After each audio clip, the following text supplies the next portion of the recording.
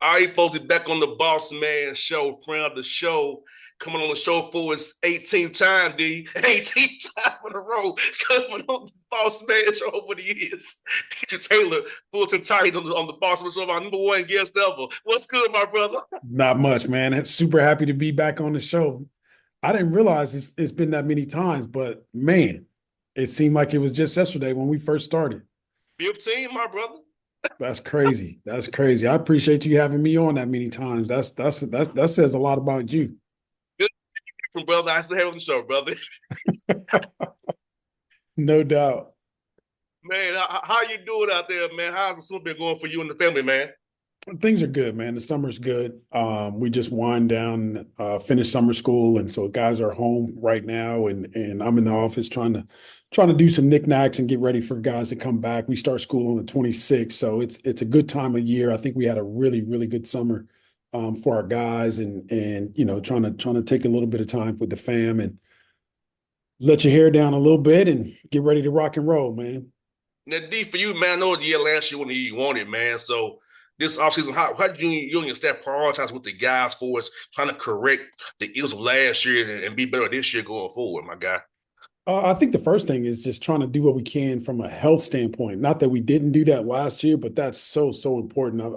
I've grown. There's a saying that's grown on me that says the best ability is availability, and I Mm-hmm. learned that this past season. So that's number one. But number two, I think just surrounding ourselves with guys that understand what it takes to win, understand what it means to be disciplined, understand what it means to have a certain level of toughness to make winning plays, to choose hard over easy.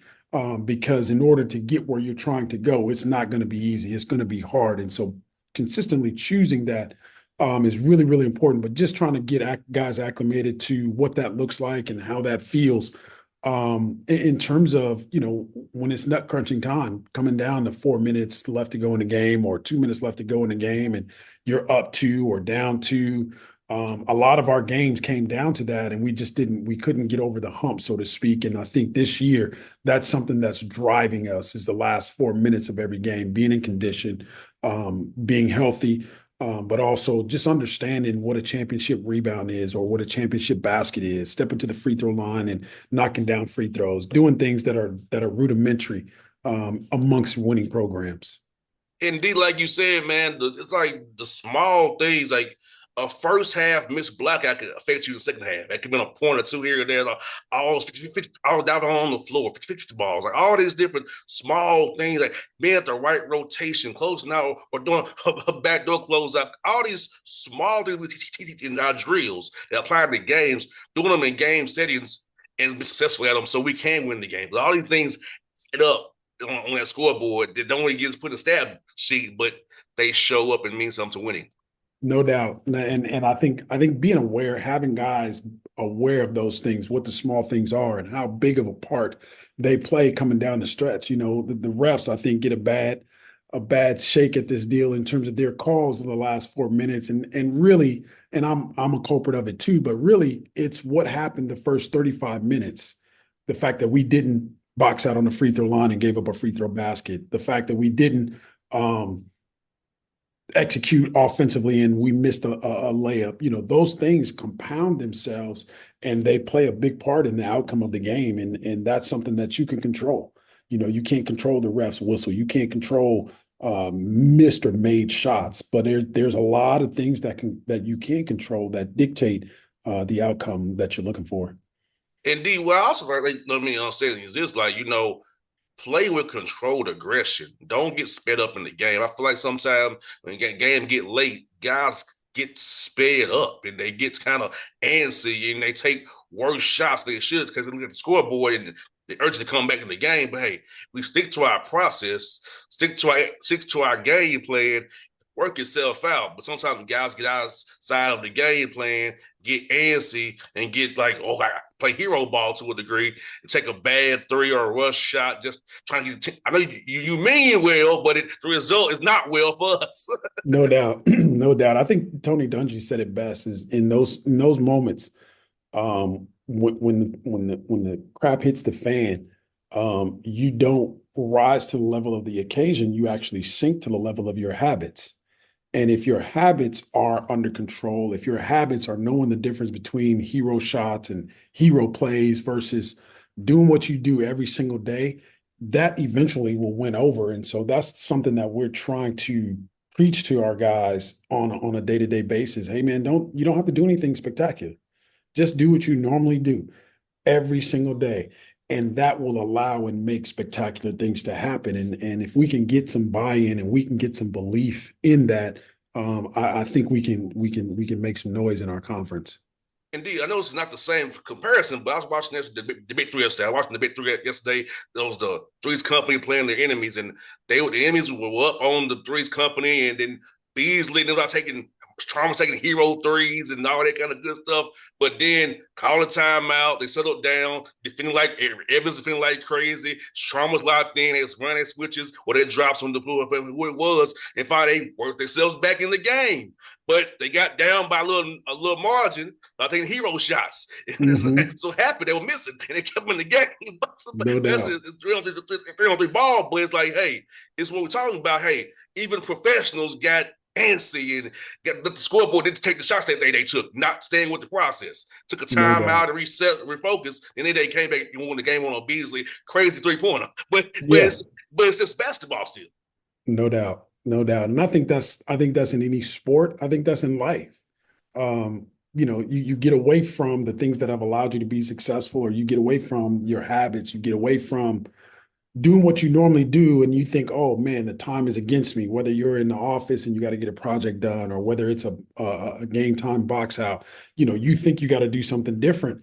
Hey, just relax and do what you normally do. And to me, that's what separates a guy like Tom Brady. That's what makes Kobe Bryant who he is. That's what makes Michael Jordan who he is. And some of the greats, it's not necessarily they show up in these big moments. They're just consistent in terms of whatever they do. They're very, very consistent. So when those big moments come and show up, they don't do anything different. They just do exactly what they do, and they've been synonymous with big moments. But if you look at it, they don't do anything crazy. No doubt. Like even Steph Curry. Like you would think you should be throwing the ball to open LeBron and Kevin Durant, but that's a good shot for him. No doubt. No that's a doubt. that's a great shot for him. So, but everybody now Steph Curry, but you text usually yes, you sort of go the ball to open Durant and LeBron, but in that case, only one man, in my opinion, Steph Curry has still a good shot. No doubt. No doubt. As I was watching that Olympic game, the fan in me said, hey, pass the ball because LeBron was open, or pass the ball because Kevin Durant was open. But the coach in me completely understood the statistical data that says that is a good shot for Steph. Put it on the rim. Let's go. Let those other two go get it. Yes, indeed. Watching that game was very amazing to watch that. Just seeing the high level IQ of basketball we was watching, man. And for you, D, like just some of the workouts, man. Did having 6 new guys come in there, 4 transfers, 2 freshmen, man. Have a lot of returning guys. How cool was it to have some continuity there in this world we're living in of NIL and transfer portal? Have some form of continuity and seeing guys grow their game. So, like you said, we can correct those problems of late game execution with drill work this summer to get better as we prepare for November the 4th. Yeah, I think the biggest thing is just getting used to the fact that you're going to have at least six, maybe seven, sometimes 10 new guys on your roster, and be okay with it. Not necessarily be okay with it, but understand that's going to happen. So that having that awareness of what to expect, number one, but number two, we're really, really fortunate, man. We have some really, really high character, high level guys in our program that they just understand right from wrong. They choose right more than they choose wrong. It's not to say that they don't choose wrong. They do. And when they do, we talk about it and we learn from it. And that's on the floor, that's off the floor, that permeates throughout the course of our program in terms of the decision-making process. But I think the biggest thing this summer was trying to get those guys to understand our concepts, both offensively and defensively, but also understand who they are within those concepts. Everybody comes here with I want to win, not realizing that their version of I want to win is probably not going to look like what winning actually looks like down the stretch.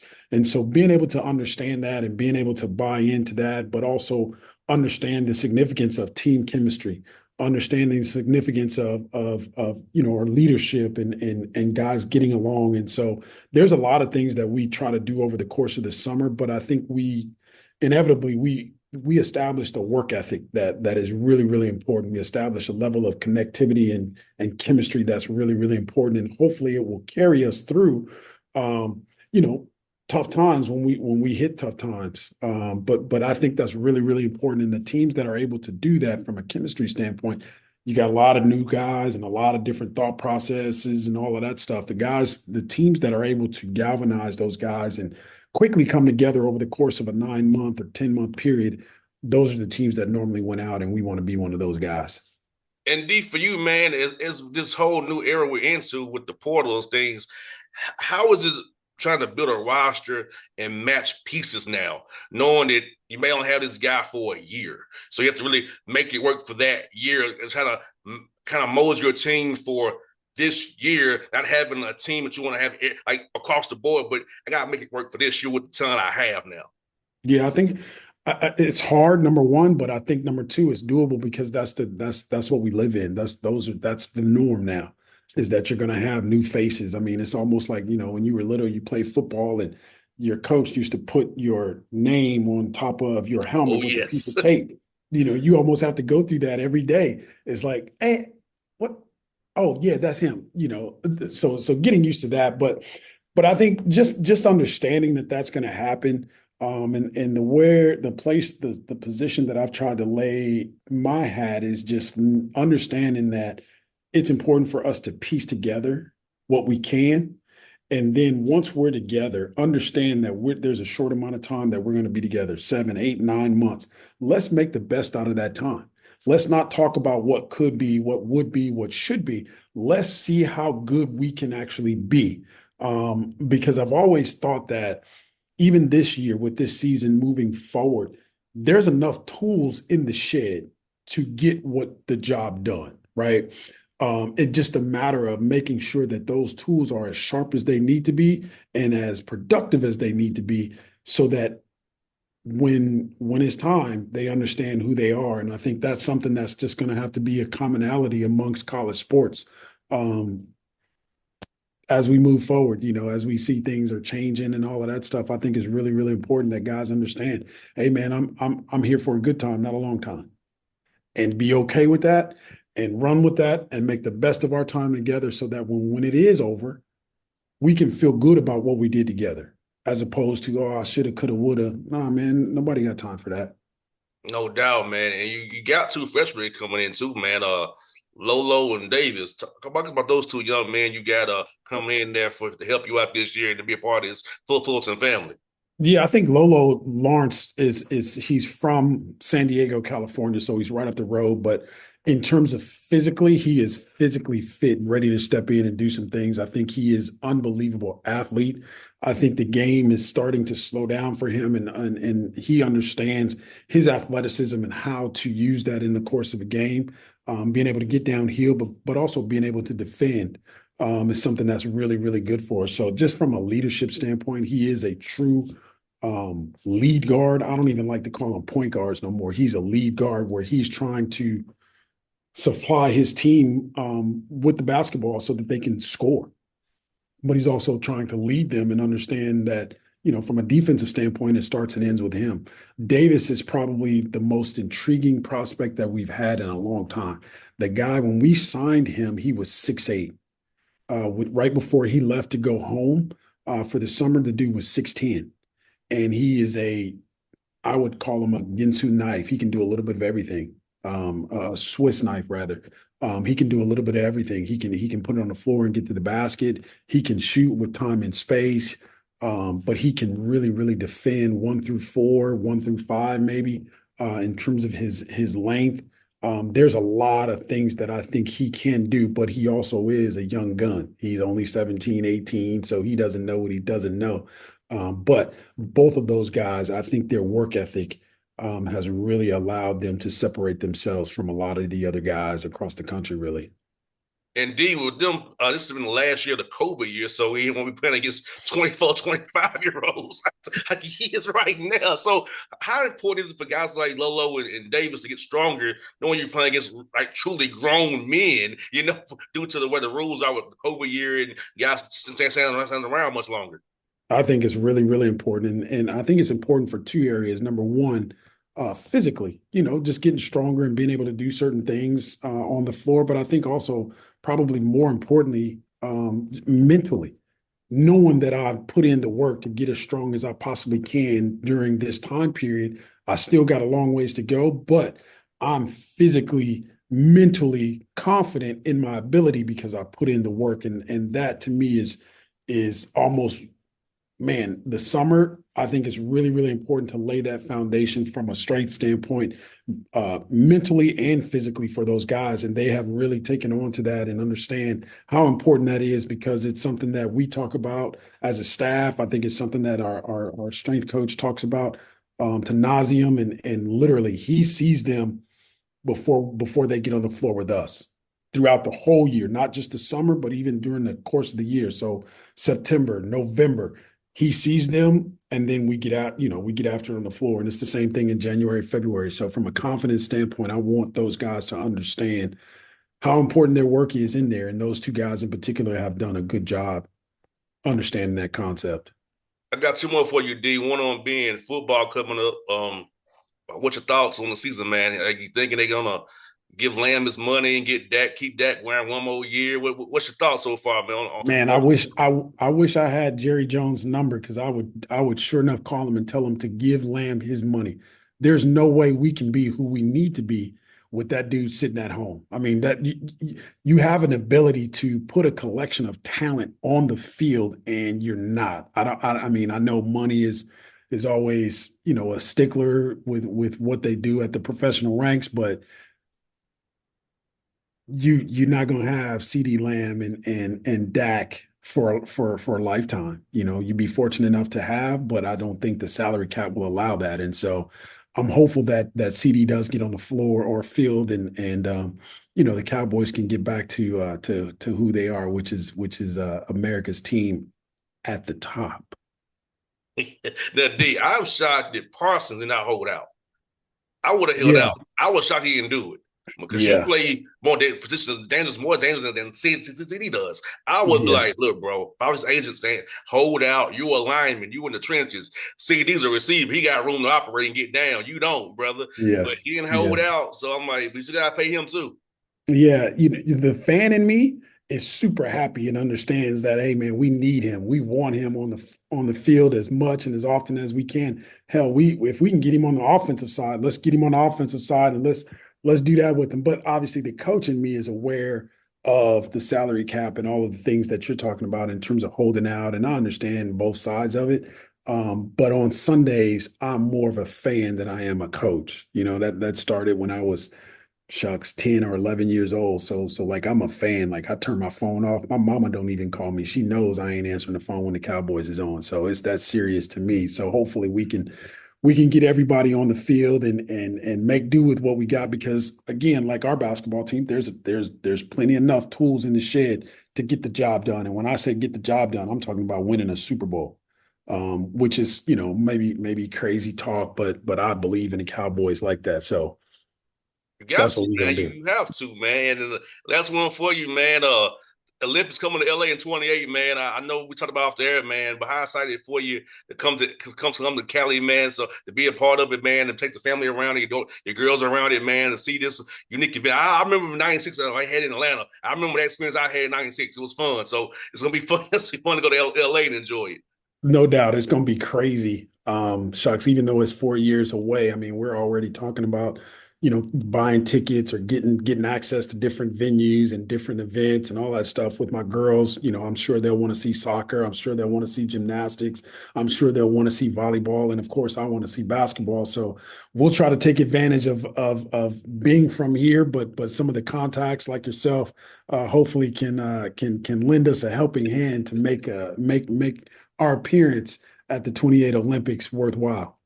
No doubt with D, man. It's been a great. It depends on the show, my brother. We don't know what 19. Hopefully, 19 to be when you going to the big dance in March, man. Hopefully that's number 19, Hopefully man. so. So we can put that in the ecosystem now. Hey, and 19th is playing for D. We're gonna be when go to the big dance, man. No Hopefully doubt. not 15 seed this time.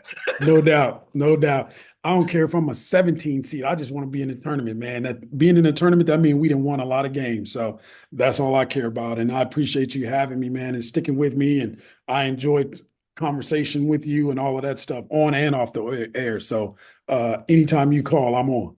No doubt. Put it, my brother. It's always a pleasure, my guy. Okay, dude. Appreciate it, man.